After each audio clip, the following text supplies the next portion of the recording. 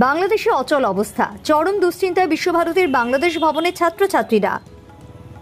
বাংলাদেশে কোটা আন্দোলনের কারণে অচল অবস্থা সৃষ্টি হয়েছে রাজধানী ঢাকা সহ বাংলাদেশ জুড়ে।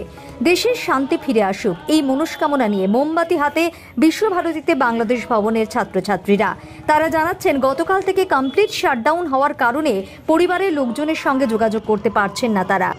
দুশ্চিন্তায় দিন কাটছে তাদের। দ্রুত স্বাভাবিক পরিস্থিতি তৈরি হোক বাংলাদেশে চাইছেন সে দেশের ছাত্রছাত্রীরা।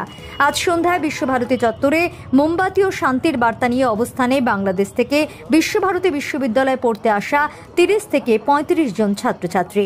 আমাদের বাংলাদেশে যে সহিংসতা হচ্ছে, চলমান যে পরিস্থিতি, সেটা কেন হচ্ছে এবং কি হচ্ছে আমরা জানতে পারছি না। গত কয়েকদিন শুরুতে যখন চলছিল আমরা জানতে পারছিলাম সবাই কোন অবস্থাতে আছে, আমরা সেইটুকুও জানতে পারছি না এবং আমরা তাদের পাশে দাঁড়াতে পারছি না কোনোভাবে। আমরা তাদের পাশে দাঁড়াতে চাই, আমরা চাই আমাদের পরিবার কেমন আছে সেটা জানতে, আমাদের ভাই বোন বেঁচে আছে কি না সেটা জানতে চাই আমরা অন্তত, এবং আমরা জানাতে চাই যে আমরাও ভালো আছি, কারোর সাথে কোনো যোগাযোগ নেই আমাদের। এবং আমাদের ছাত্রদের ওপরে, আমাদের ভাইদের ওপরে, বোনেদের ওপরে, আমার একটা বোনও মারা গেছে আমার দেশে। আমি চাই ওদের ওপরে যেগুলো হচ্ছে, যে নৃশংস হত্যাকাণ্ড হচ্ছে, এই হত্যাযজ্ঞ বন্ধ হোক, বাঁচুক আমার ভাই বোনেরা, প্রফুল্লতার সঙ্গে বাঁচুক, পড়াশোনা করুক, নিজেদের জীবনের স্বপ্ন পূরণ করুক। আমরা বাংলাদেশের বর্তমান যে পরিস্থিতি তার প্রেক্ষিতে আমরা সবাই একটি মানববন্ধন করার চেষ্টা করেছি।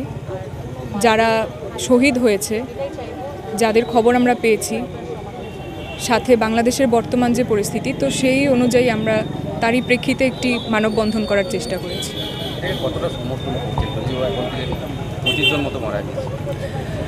অবশ্যই আমরা কারো মৃত্যু একান্ত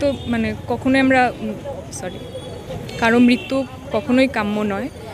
তো এখন যে অবস্থা, আমরা চাই যে তার দ্রুতই তার সমাধান।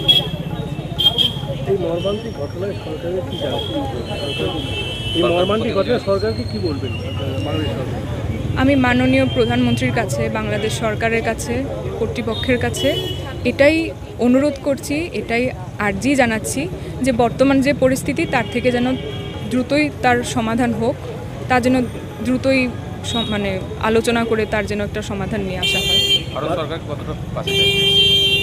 ভারত সরকারকে অবশ্যই আমরা চাই যে সবসময় আমাদের পাশে থাকুক, সবসময় পাশে পেয়েছি যেহেতু আমাদের প্রতিবেশী দেশ হিসেবে, তো সবসময় এবারও চাই যে পাশে থাকুক।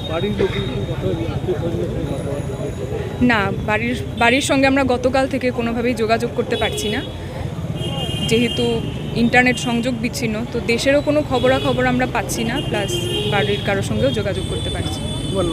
আমার নাম দীপা সাহা।